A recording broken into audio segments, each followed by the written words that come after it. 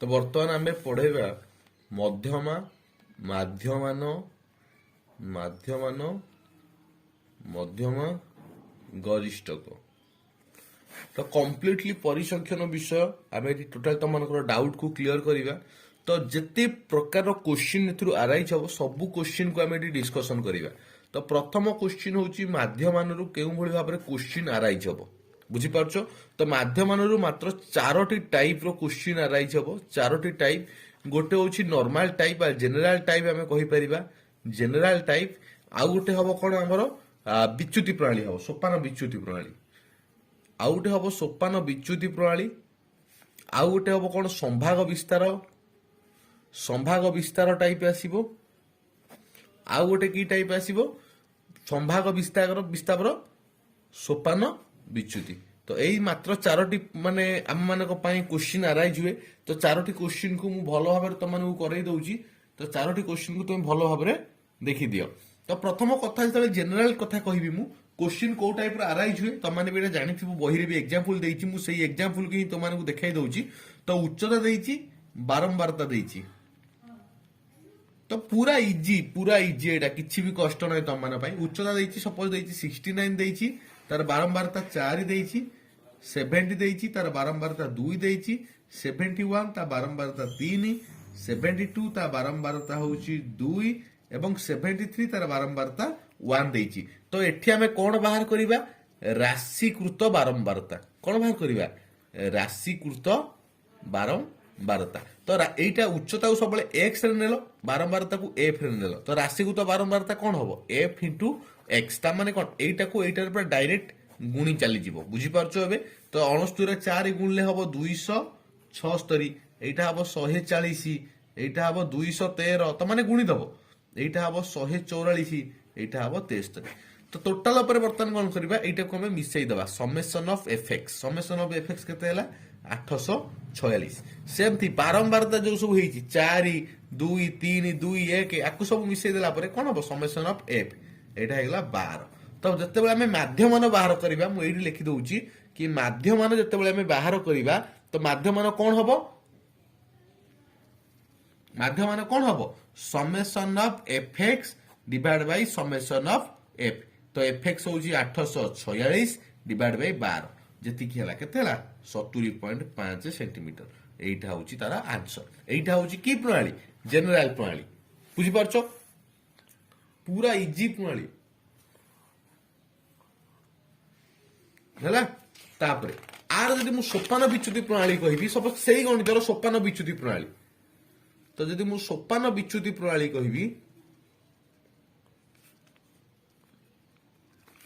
तो सोपान विच्युति प्रणाली रे कोन हबो। तो बर्तमान हम देखिबा सोपान विच्युति प्रणाली। तो सोपान विच्युति प्रणाली रे कोन अछि सेही जिंस मु देखिया मु तुमनको एग्जांपल दे दोची त माने बुझी पारिबो। उच्चता देला बारंबारता देला। तो पुणी आउ थरे मु ताको कॉपी पेस्ट करूची। तो 69 रो होउची 4 70 रो होउची 2 71 रो होउची 3 72 रो होउची 2 एवं 73 रो होउची 1 एटा हमकु मिली गला। तो वर्तमान मु कोन करबी सोपान विच्युति प्रणाली करबी तुमको जतले क्वेश्चन दिया देइथिबो कि उपयुक्त आरंभ बिंदु नै कि बा सोपान विच्युति प्रणाली आर अलगा ना तुमनको देइथिबो कि उपयुक्त आरंभ बिंदु नहीं समाधान कर एमती देइथिबो बुझी पारछो ए समस्ते। तो एठी देला कोन उच्चता बारंबारता देला। तो वर्तमान मु कोन करबी विच्युति तार आरंभ बिंदु गोटे नेबी। तो विच्युति आरंभ बिंदु मु नेबी। जनरल प्रणाली मु कोन करथली एटा को एटा रे गुण दउथली मो राशि को तो बारंबारता बाहर कर दउथली किंतु विच्युति आरंभ बिंदु मु नेबी। तो आरंभ बिंदुटा सब बेले एथिरु टर्म रु आसीबो एई जो 69 70 71 एई जो x टर्म रु एथिरु आरंभ बिंदु निया जीवो किंतु एथिरु आरंभ बिंदु निया जीवो नाही। मो कथा बुझी पारलो एबे बारंबारता रु आरंभ बिंदु निया जायनी आरंभ बिंदु एथिरु निया जाय। सपोज आरंभ बिंदु नेली केते 70 आरंभ बिंदु केते नेली 70। तो 70 तबे आरंभ बिंदु मु नेली त माने 70 रु 69 ता माने कोन 1 फेडा होउची माने घटिची। तो सेटा होउची -1 सेमती 70 रु 70 हेले कोन हबो 0 हबो 70 रु 71 हेले +1 हबो कोन हबो +1 से 72 हेले +2 73 हेले 3 ଏଇଟା ବୁଝିପାରୁଛ ଏବେ 70 ରୁ ଯେତେ ପଛକୁ ଯିବା ସେ ମାଇନସ ହେଇଯିବ ଯେତେ ଆଗକୁ ଯିବ ସେଟା +1 ହେଇ ଚାଲିବ ବୁଝିପାରିଲ ତାପରେ ବର୍ତ୍ତମାନ ଆମେ କଣ ବାହାର କରିବା ରାଶିକୃତ ବାରମ୍ବାରତା କଣ ବାହାର କରିବା ରାଶିକୃତ ବାରମ୍ବାରତା ବର୍ତ୍ତମାନ ଆମର କଣ ବାହାରିଲା ରାଶିକୃତ ବାରମ୍ବାରତା ବାହାରିଲା ଯେତେବେଳେ ରାଶିକୃତ ବାରମ୍ବାରତା ଆମର ବାହାରିବ ତ ସେଟା କଣ କରାଯିବ ବାରମ୍ବାରତାରେ ବିଚ୍ୟୁତି ଆରମ୍ଭ ଯୋଉ ବିନ୍ଦୁ ହେଇଛି ସେଇଟାକୁ ଗୁଣିଦେବା ବୁଝିପାରିଲ ଏବେ ଆগে ଆମେ କଣ କରୁଥିଲେ ଉଚ୍ଚତା ସହିତ ବାରମ୍ବାରତା ଗୁଣି ଦେଇକି ରାଶିକୃତ ବାରମ୍ବାରତା ବାହାର କରୁଥିଲେ ଏବେ ଆମେ ଉଚ୍ଚତା ନ ନେଇକି ଆମେ ଆରମ୍ଭ ବିନ୍ଦୁ ନେଇଗଲେ ତ ସେଇ ଆରମ୍ଭ ବିନ୍ଦୁକୁ ପୁଣି ବାରମ୍ବାରତା ସହିତ ଗୁଣିଦେବା ଯୋଉଟା କି ଆମ ରାଶିକୃତ ବାରମ୍ବାରତା ବାହାରିଯିବ ତ ବୁଝିପାରିଲ ଏବେ 4 ରେ -1 ଗୁଣିଲେ -4 2 ରେ 0 ଗୁଣିଲେ 0 3 ରେ 1 ଗୁଣିଲେ 3 2 ରେ 2 ଗୁଣିଲେ +4 3 ବୁଝିପାରିଲ ଏବେ ତ ଟୋଟାଲ ଉପରେ ବର୍ତ୍ତମାନ ସमेशन ଅଫ ଏଫ एक्स बा वाई केते आसिला एफ एक्स केते हमर आसिला कि 6 आसिला तो बारंबारता पुनी समेशन केते आसुची 12 आसिला तो वर्तमान जते मु माध्यमन बाहर करबी तो माध्यमन आगे कोन करथली F X divide by F कर दोथली तो किंतु एबे कोन कहू जेहेतु मु गोटे आरंभ बिंदु देइची 70 तो सेति पय मु वर्तमान कोन करबी कि आरंभ बिंदु तार सूत्र होउची कोन आरंभ बिंदु plus summation of F X divide by summation of F तो आरंभ बिंदु होउची मोर 70 प्लस एफ एक्स होउची 6 डिवाइड बाय 12 तो 70 प्लस 1/2 तो 70 प्लस 0.5 तो 70.5 एटा होउची हमर आंसर पूर्वरु भी हमर आंसर बाहरला 70.5 विच्युति प्रणाली नेकी बाहर कले भी 70.5 एबे बुझी पाला समस्ते तो एटा होउची सोपान विच्युति प्रणाली बा उपयुक्त आरंभ बिंदु नेकी हमें समाधान करिबा तापर नेक्स्ट जोटा आसुची सेटा होउची संभाग संभाग हेले कोन हबो तमानक पई संभाग रे सपोज देइची कोन लब्धांक देइची बारंबारता देइची तमानक केमदिरा बॉक्स टाइप रो देन थाए लब्धांक ता तळे थाए बारंबारता तो मु सेटा को डायरेक्ट लिखि दउची तो लब्धांक बारंबारता लब्धांक देला केते 0 रु 10 सपोज देला 1 बही रे एग्जांपल देइची मु सेटा को ही तमानक प्रैक्टिस करी बुझाई दउची 10 रु 20 हैला 7 20 रु 30 हैला 24 30 रु 40 हैला केते 36 एमदी कले त माने बुझी परिबो सेमती 40 रु 50 केते होउची 25 50 रु 60 केते हैला 6 60 रु 70 हैला केते 1 तो एटा टाइप रो क्वेश्चन हम पाखरे अराइज हे गला तो वर्तमान हमें कोन करिबा 0 रु 10 हम तो गुणी परिबानी तो प्रथमे हमें आर मध्य बिंदु बाहर करिबा बुझी पालो एबे हमें कोन बाहर करिबा कि संभागर मध्य बिंदु संभागर मध्य बिंदु केमिति बाहर 0 रु 10 रो मध्य बिंदु केते हबो 0 प्लस 10 डिवाइड बाय 2 बुझी पालो एबे सेही फॉर्मेट रे कोन L1 प्लस L2 बाय 2 एटा जदी L1 नबा 0 को 10 को L2 नबा तो एटा सेन 0 रु 10 डिवाइड बाय 2 होची केते 5 सेमती एटा केते हबो 10 रु 20 भीतर हबो 15 एटा हबो 25 एटा हबो 35 एटा हबो 45 एटा हबो 55 एटा हबो 65 हेला नै अरे 0 रु 10 0 रु 5 जति कि 5 रु 10 जति कि मध्य बिंदु बाहला आ कोन तो वर्तमान हमें कोन बाहर करबा राशिकृत बारंबारता तो राशिकृत बारंबारता कोन हबो fx हबो ना नै तो एटा सबले पे हमर f एटा जो भाला एटा होची x तो 1 रु 5 गुणिले 5 15 सत्ता केते ना 105 तो एटा केते हबो 600 एटा केते हला 1260 गुणी चल 35 रे 36 गुणिलो 45 रे 25 गुणिबो केते हबो 45 रे 25 गुणले 1125 सेमती 6 रे 55 गुणले 330 सेमती गुणले एटा हो 65 तो समेशन ऑफ एफ एक्स केते भाला कि 3490 भाला एतो सब मिसे देला पर 3490 भाला सेमती बारंबारता हबो समेशन ऑफ एफ केते हला 100 तो आर सूत्र कोन माध्यमानर सूत्र पूरा इजी सूत्र कोन summation of F X divide by summation of F तो 3490 डिवाइड बाय 100 केते हला 34.9 केते इजी गणित आदरे कोनटा अछि कष्ट लागुची संभाग तो देला संभागर हम बतन मध्य बिंदु बाहर कर देले तार राशिकृत बारंबारता बाहला सरी गला बुझी पारछो एबे तो आउ गुटे मैक्सिमम क्वेश्चन कोन आसे कि जते बेले विच्युति देई थाए कोन देई थाए विच्युति देई थाए तो विच्युति कहले केमिति बाहरिबो विच्युतिरा एही संभागर मध्य बिंदु तो बाहर कर देलो संभागर मध्य बिंदु तो बाहर कर देलो तो एइठु तमे माने विच्युति नबो मो कथा बुझी पारलो एबे କୋଉଠୁ ନବ ଏଇଠୁ ବିଚ୍ୟୁତିରେ ଆରମ୍ଭ କରିବ। ମୁଁ ସେଇଟା ବି କହିଦଉଛି ତମମାନଙ୍କୁ ବିଚ୍ୟୁତି ବା ଉପଯୁକ୍ତ ଆରମ୍ଭ ବିନ୍ଦୁ ନେଇକି ସମାଧାନ କର। ତ କଣ ହେଲା ଆମର କି ବିଚ୍ୟୁତି বা উপযুক্ত আরম্ভ বিন্দু নেই। এই টাইপর গণিতরে তোমার কোণ হয়ে যাচ্ছে কি সরি যাচ্ছে কোশ্চিন, বুঝিপারছ এবে? বুঝিপারল? তো এই টাইপর গণিতরে তোমার কোণ হব এটা সরিযোগ। তেণু করে কি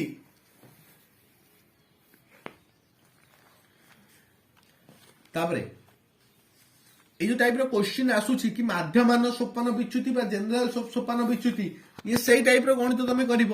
কিন্তু যদি মু কহিবি তোমাকে আউ গোটে কোশ্চিন টাইপর আসিব যেমন সম্ভাগ হলা বারম্বারতা দেলা সম্ভাগর মধ্যবিন্দু তুমি বাহার করিব। তো সম্ভাগর মধ্যবিন্দু তোমার বাহারিলা সেটা কোণ বাহারিলা कि 5, 15, 25, 35, 45, 55, 65 এটা তোমার বাহারি ଥିଲା সেତେବେଳେ ବାହାରିଥିଲା ନା ନାଇଁ? ତ ବର୍ତ୍ତମାନ ଆମେ ଏଠି କଣ ବାହାର କରିବା? ବିଚ୍ୟୁତି ବାହାର କରିବା। ବିଚ୍ୟୁତି ତ ବିଚ୍ୟୁତି ଯୋଉଟା ନବା ଏଟା ବାରମ୍ବାରତା ଆମେ ତ ଜାଣିଛେ କି ବାରମ୍ବାରତା କଣ ଥିଲା 1, 7, 24, 36, 25, 6 এইটা ଆମର ଥିଲା। ବୁଝିପାରୁଛ ଏବେ? তো এইটা হচ্ছে 0 ରୁ 10, 10 ରୁ 20, 20 ରୁ 30, 30 ରୁ 40, 40 ରୁ 50, 50 ରୁ 60, 60 ରୁ 70 ହେଲା। এইটা আমার ଦେଇଥିଲା। তো বর্তমান মু বিচ্যুতি নেবি, বিচ্যুতির গোটে আরম্ভ বিন্দু নেবি, সেটা কোউঠু নেবি? এইঠু আরম্ভ বিন্দু নেবি। এঠি কিছু আরম্ভ বিন্দু নেই হবনি, এঠু নেবি। তো এঠু আরম্ভ বিন্দু নেলে সপোজ মু বিচ্যুতি আরম্ভ কলি কেতে 35 ରୁ। তুমি দেখিব কোউটা গোটে মিডিয়ম রে রহুছি। তো যৌথির কি সবু যাক সমান মাইনস হয়ে পারুথিব। তো 35 ରୁ 5 গলা -30, এটা হব -20, এটা -10, এটা 0, এটা +10, এটা +20, এটা +30।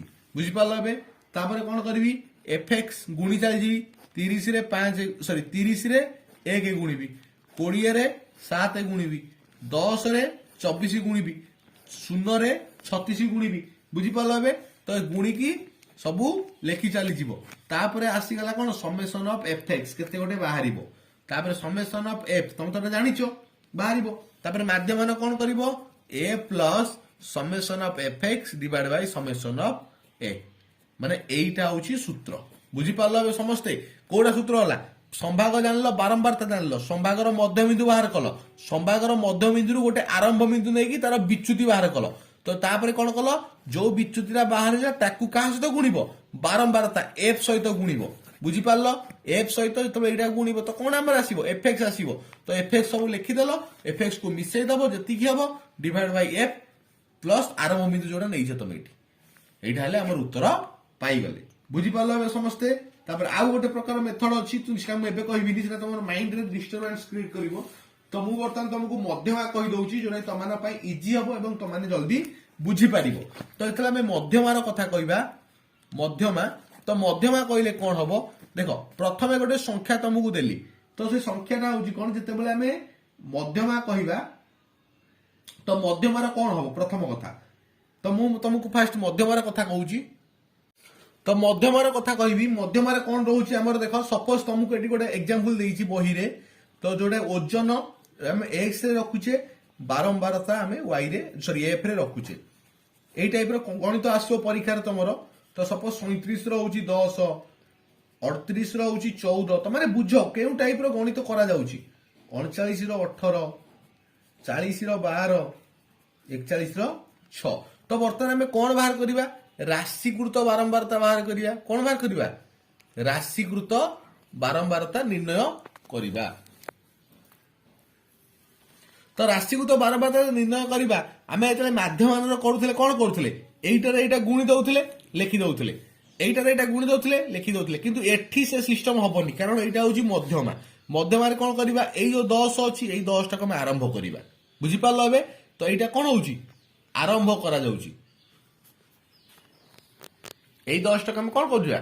আরম্ভ করিবা। যেতলে আমি এটাকে আরম্ভ করিবা তো এইঠু এইটাকে মিশাই দবা, মানে জিগজ্যাগ 10 রে 14 মিশাইবা, যেতিকি হব ଇଜିକଲରେ ଲେଖିବା 24 24 ରେ 18 ମିଶେଇବା ଯେତିକି ହବ ଲେଖିବା 24 ରେ 18 ମିଶେଇଲେ କେତେ ହବ 42 42 ରେ 12 କୁ କଣ କରିବା ଏଟା ଇଜିକଲ ଆସିଲା ମିଶେଇ ଦବା ମାନେ 42 ରେ 12 ମିଶେଇଲି ଯେତିକି ହେଲା ଲେଖିଲି 54 54 ରେ 6 ପୁଣି କଣ କଲି ମିଶେଇ ଦେଲି 60 ଏବେ ବୁଝିପାରିଲ କେମିତି ହଉଛି ଜିଗଜାକ୍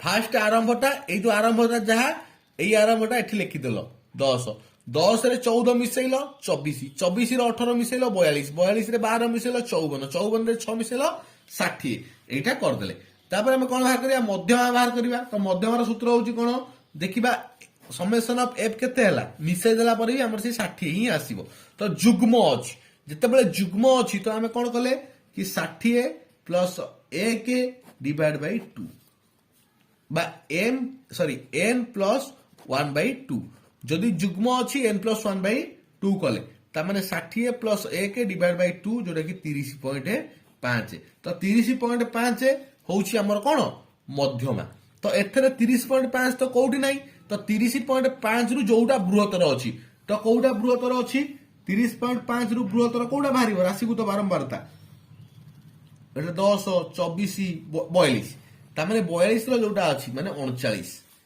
তো ও আর কেতে হবে আনসার মধ্যমা হଉଛି 39 বুঝি পারলো যোটা বাহারিলা আনসার সেটা রাশিকৃত বারম্বারতারে কোউটা সেই সংখ্যা হଉଛି সেটা লেখিবা না তাঠারু কোউটা বড় আছে যোটা তাঠারু বড় আছে তার যোটা আছে আমার x সেইটা হଉଛି আমার আনসার এইটা হଉଛି তার সূত্র এ বুঝি পারলো না বুঝি পারলনি তো মধ্যমা যেতবেলে আমার পজিটিভ হেলা বা যুগ্ম সংখ্যা হেলা 60 তো আমি কোন কলে 60 প্লস 1 ডিভাইড বাই 2 তো হেলা কেতে 30.5 তো 30.5 তার কোউটা বড় সেটা হচ্ছে 42 তো 42 র ওজন যোটা আছে বা x যোটা আছে সেইটা হচ্ছে আমার মধ্যমা এ বুঝি পারলো তারপরে মধ্যমার আউ একটা টাইপর কোশ্চিন আরাইজ হুয়ে যেটা মু তোমাকে কই দউছি ভালো কোশ্চিন পুরা